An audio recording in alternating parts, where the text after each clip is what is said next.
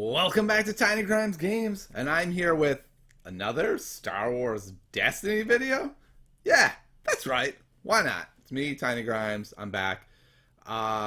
You may remember me as a lost relic hidden in the sands of Tatooine for the last 25 years. I have poked my head out to look around, like the rest of you.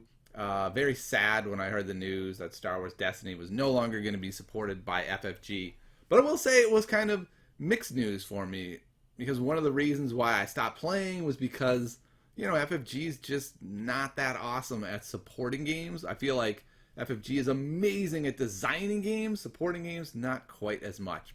But, great news, there's a dedicated group of people that are looking to keep the game alive and really do great things with it. Now, these are really hard things to pull off, but I look to like the Star Wars CCG. They've been wildly successful. The Netrunner community's really going strong, and especially in this global pandemic situation, when people are sort of drawn back to games that they used to play and things they used to do. And that's sort of the same for me, and like jonesing a little bit for some Star Wars Destiny, right? I'm like, ooh, yeah, let's check out where Destiny's at. The problem for me with this cool new set is that more stuff is rotating, and I don't know if I'll have a single legal piece yet left from Destiny. So I don't know. I don't quite know all the rules of rotation. I don't know if it's a straight block rotation or just a set one out or what exactly happened, but my stuff's pretty old at this point. But here's what I thought I would do. I thought I would take a look at the cards that they've been designing, right? They're doing some good work over there. Let's take a look. I do want to have a caveat here. I know nothing about Star Wars Destiny as far as like the meta or where anything is at, right? Like the last time I played was a long time ago. That meta, I'm sure, is 100% different. So any takes I have are going to be extremely ill-informed. So if you are looking for informed takes, please stop now. Move along. Tiny Grimes knows nothing. He just likes cards and he likes Star Wars Destiny, so he's taking a look today. And I don't know why I keep saying he in the third person. It's me. It's me. It's not a different person. All right. We're going to go through all the cards. There are only, I think, 6 right now that have been spoiled. Start with our friend Cal Kestis. I believe this is from Fallen Order, it was called. Little story about that. I went to buy that game on my Switch and super excited, and then very sad to find out it was not for Switch. I don't know why I haven't bought it for my PC. I should. Like, it looks like a great game. I think I will, but I don't have it yet. Okay. He's an 11-15, so if my memory serves me correctly, this is sort of like typical mid-range Jedi pricing. Rey springs to mind. I think there was like a Luke that was 11-15 or 12-15, something like that. But sort of like a typical price, I believe. Let's look at ability. That's what we really care about. You could not play non-blue upgrades on this character. Okay, I'm fine. I'm fine with that. Let's just make a Jedi deck. Before you resolve this die, increase its value by 1 if you have an equipment, weapon, and ability attached to this character. I mean, that's a pretty huge commitment for 1. But I suppose you're rolling 2 dice. You roll, say, the 1 side and a 2 side, and you get to resolve for 5? Like, that's kind of great. I guess I don't really know how doable it is to get an equipment, weapon, and ability. That seems very both expensive, card intensive, and time consuming, right? Like, you have to somehow, I would think you would have to build your whole deck then around this, unless this is what you're doing. The pieces are just so good you're playing them anyway, and you're of the belief that this guy's dice is good enough without the effect, which I don't think it is. It doesn't look super impressive to me. With the effect, it looks very strong. Without the effect, it looks kind of mediocre, which I believe is the intent of the card, that you really want to build around him. To me, my gut tells me this looks like a really fun guy to play. If there are search effects in the game that I'm unaware of, which is entirely possible, then he becomes even better. But he doesn't look like a meta card to me. He just looks like a cool, fun card that would be enjoyable to play with. I think there will be games where you high roll with him and he seems bananas good, and then there's going to be games where he doesn't seem like he was worth the trouble for deck building and the cost. I like the direction. It's a cool direction. All right. I don't know who this dude is. BO1, the smelly droid. I'm a huge Star Wars fan. I'm not even sure what this is from. Is this... If it's from Fallen Order, that would explain why I don't know him. So, it's something I don't know in the Star Wars universe. I'm suddenly quite embarrassed and wish I wasn't even recording this video and revealing my embarrassment here. But I do like this guy. He looks kind of cool. So he only costs 1. Power action, spot a Jedi to move the upgrade to it. Okay. So I didn't realize it was an upgrade. I thought it was just a droid you could play and then move as an upgrade. So I'm a little less interested in him now. Now he kind of feels like it's fine. You could overwrite it. You could use it as a springboard for other stuff. It's certainly going to be good for Cal to try to turn him on. The heal's kind of neat, actually. Like, it feels reasonable. Sure, I'm just going to go with that. It seems reasonable. If you need equipment, it seems reasonable for one. I don't really know what the competition is there in the 1-slot equipment. But my guess is equipment, historically when I was playing, there wasn't like great 2 and 3 cost equipment. So 1 cost equipment is probably what you want. This seems fine. I'm going to go with it's fine. All right, see if we can scroll this well. Ooh, okay. All right. Now we're to this group swinging for the fences right here. Like, they're not only putting out new cards, they're like, you like mechanics, I heard? Here's a new mechanic for you. And this mechanic is very strong. Like, this mechanic is so strong that I have to assume they have play tested this set exhaustively, to be honest, because if you're a group trying to build confidence from the world out there, you need to come out with a set that's good, right? That is playable, that will be played in the meta, but that is balanced, right? If you come out with some completely over-the-top cards and mechanics that break everything, no one is going to trust you. So I'm going to assume Detect is going to be fine. But boy, it's good. When you activate a card, you get to look in your opponent's hand, and then they can't play that card that turn, I believe.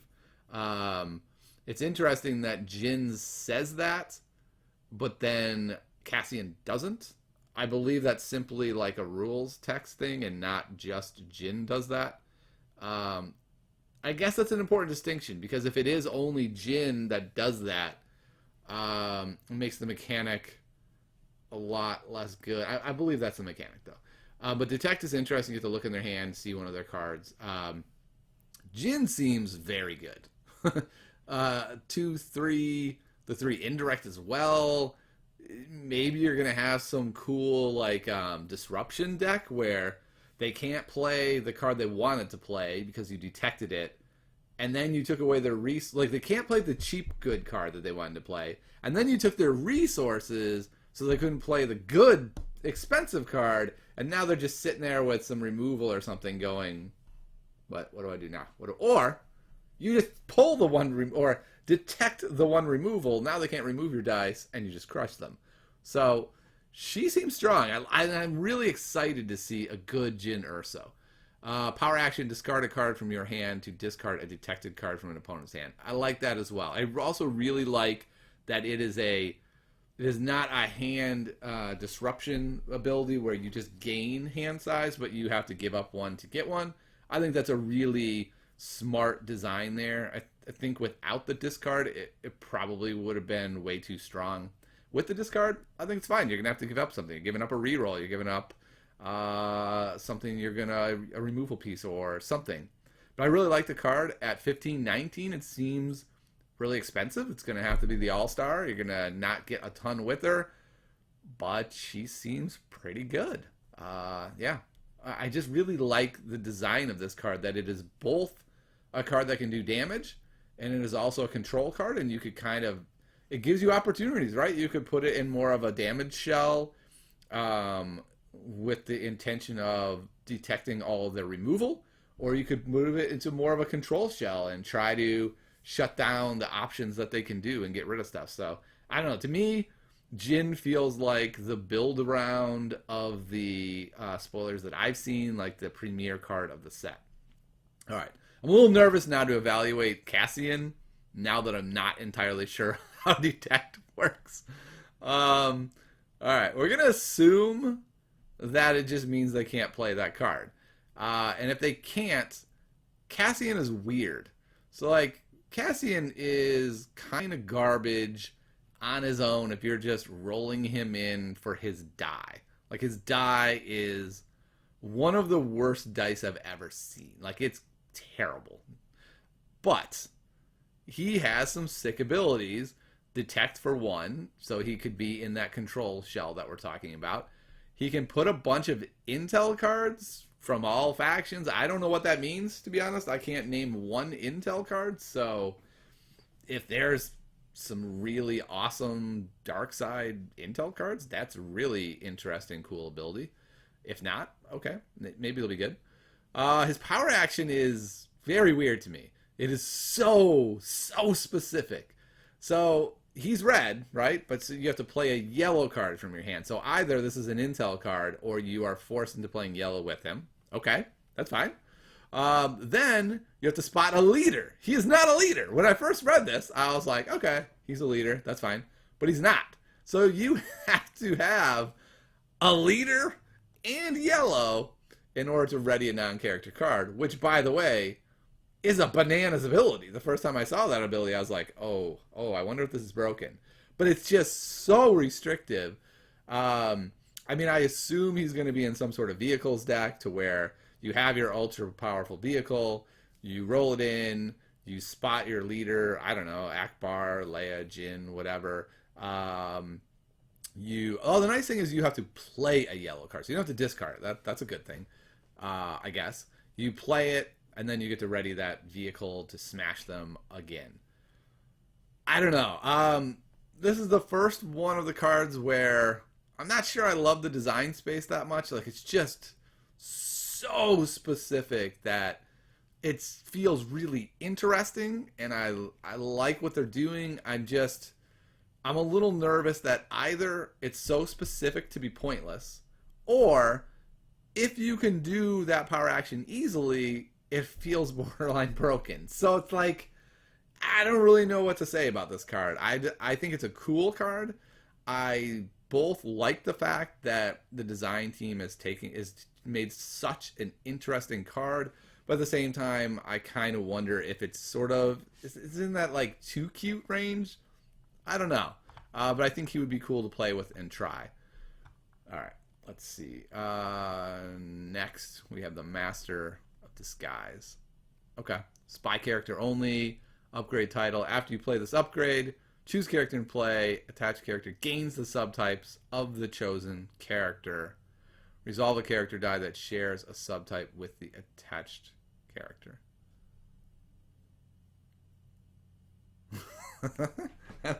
I don't quite understand this card, so I think I'm gonna move on and just say, okay, there's a lot going on here. I mean, I don't quite understand the special, I guess is what I'm saying. So you put this on a guy that is not a Jedi, and now he's a Jedi, and then you resolve this die, and it allows you to resolve a different Jedi's die. I just don't understand how that does anything. I feel like I'm obviously missing something on this card because like it doesn't make sense to me, and then I'm gonna assume that's a me problem. Like I don't think I understand what they're trying to do here, unless it's a thing where it's like you're special chaining, and in the midst of your special chaining, then you're also getting to resolve some other die, and maybe there's a reason why that is important, right? Maybe there's a special emphasis on special chaining in the set.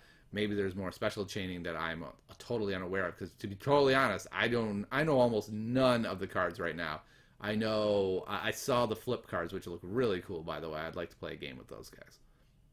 All right, so we're going to move on from Master of Disguise and just say, cool, looks interesting. Grease Oratus. I like that he's cantankerous. That's a good word. That's a good word choice. I like it. I like the word choice a lot. All right, piloting. I'm going to be honest. I don't know what piloting does. I remember reading that it came out, and I don't know what it does. After you activate this character, choose a number. Reveal the top card of your deck.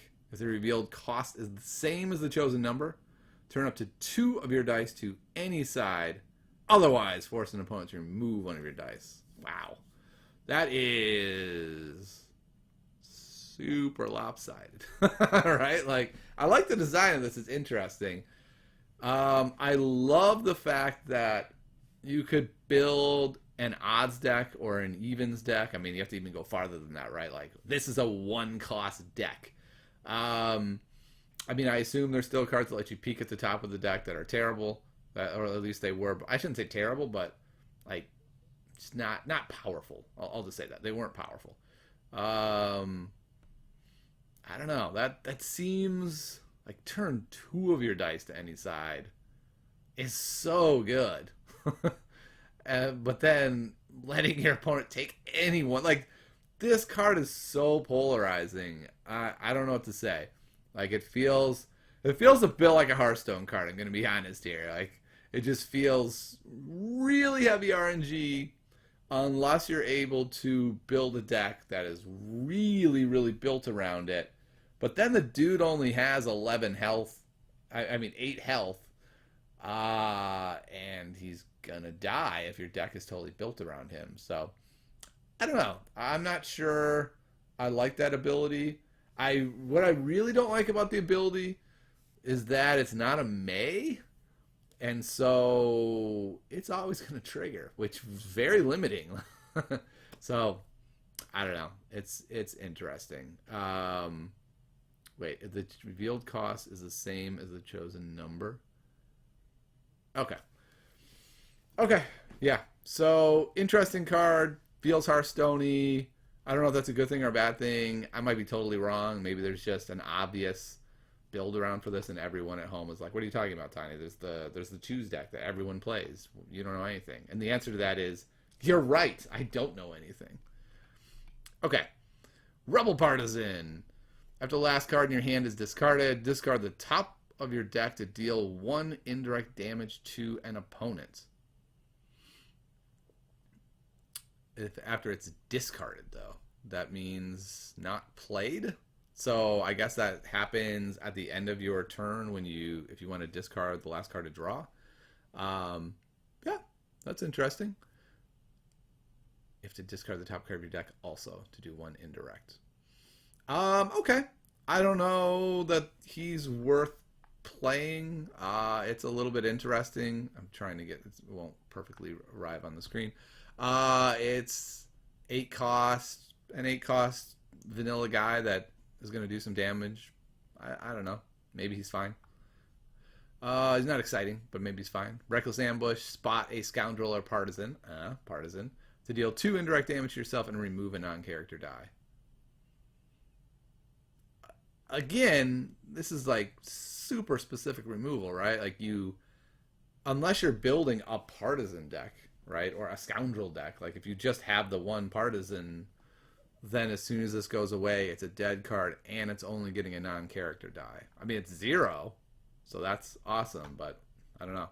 I feel like it's not an auto include removal, which probably is a good thing.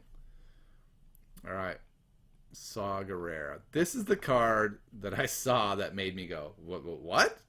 And I even had to like read it several times, and I misread it, of course, but let's read it correctly.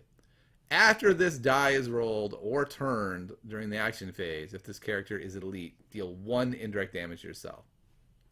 That's a lot of damage. At first, I was thinking that was just when he's activated, so it's 1 damage. And I was like, big deal. But that's a lot of damage that could pile up really quick.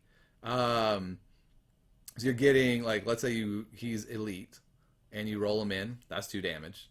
And then you roll a blank, and I don't know, the 3 disrupt, and they have no resources, and you really want some damage, and you re-roll them both. That's 4 damage. That's a lot, and it's even for turning, which I like. But this is a cool card. Like, this is a really interesting design decision to go 17 for the non-elite and then 15 for elite. So I like the idea. I think it's really neat.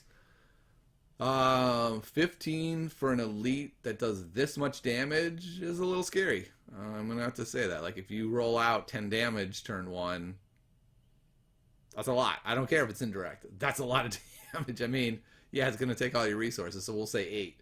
We'll say 8 and it costs no resources, and then you put a lightsaber on your other 15 cost elite. You're rolling 5 dice and doing like 14 damage. Like that's a lot of damage. Not 14. That was too much. We'll say 12. But that's pretty good. He's gonna be interesting. He's a guy I'd like to play. All right, Forewarned.